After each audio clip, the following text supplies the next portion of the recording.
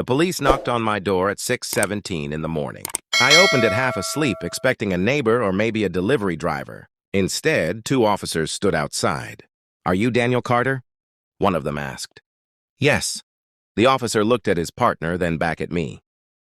"We need to ask you some questions about your ex-wife." My stomach dropped.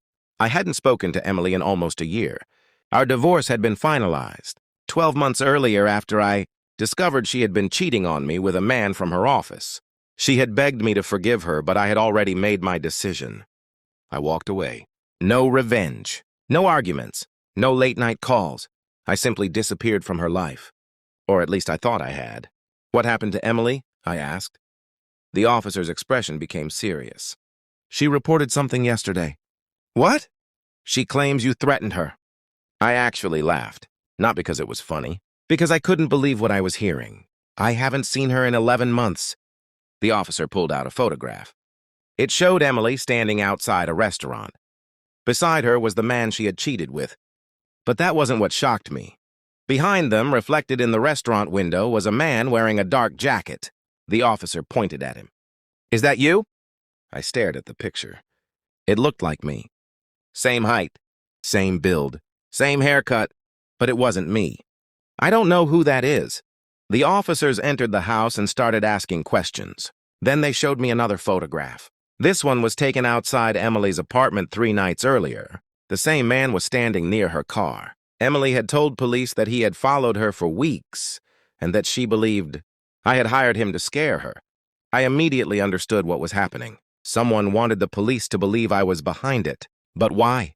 Then my phone rang. It was Emily. I almost didn't answer. "What do you want?" I asked. Her voice was shaking. "Daniel, please listen to me. You told the police I threatened you." "I know." "Then why are you calling me?" There was a long silence. Finally, she whispered, "Because I know who is following me." My blood ran cold. Who? "The man you saw in the pictures." Who is he? Emily started crying. "He's not a stranger." I waited. "He's the man I cheated on you with." Everything suddenly made sense. Apparently, after our divorce, Emily's affair had turned into a nightmare. Her boyfriend had become controlling, jealous, and obsessed with her. When she tried to leave him, he threatened to expose things she had done during our marriage. But there was something worse. "He knows about the divorce settlement," Emily said. "He knows you received the house." I looked around my living room. My house. The house Emily had once demanded during our divorce. The house she had walked away from after choosing another man. Why would he frame me? "Because he wants you gone." Before I could respond, someone knocked on my front door. Everyone froze. One of the officers reached for his weapon. The second officer moved toward the window. Then my doorbell rang. I looked through the camera. My face went completely pale. The man standing outside was the same man from the photographs, Emily's former lover. But he wasn't alone. He was holding a folder.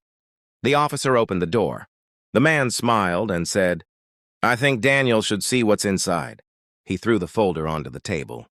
Inside were dozens of photographs of me, my house, my car, my daily routine. Someone had been watching me for months. Then I found one final photograph. It was taken the night before my divorce. Emily was standing beside her lover, and behind them was the same man who had just walked into my house. I looked at Emily's name written on the back. Suddenly, I realized something terrifying. The affair wasn't the reason my marriage had ended. It was only the beginning, and for the first time in a year, I understood why my ex-wife had wanted me out of her life so badly. She hadn't been cheating just to leave me. She had been hiding something,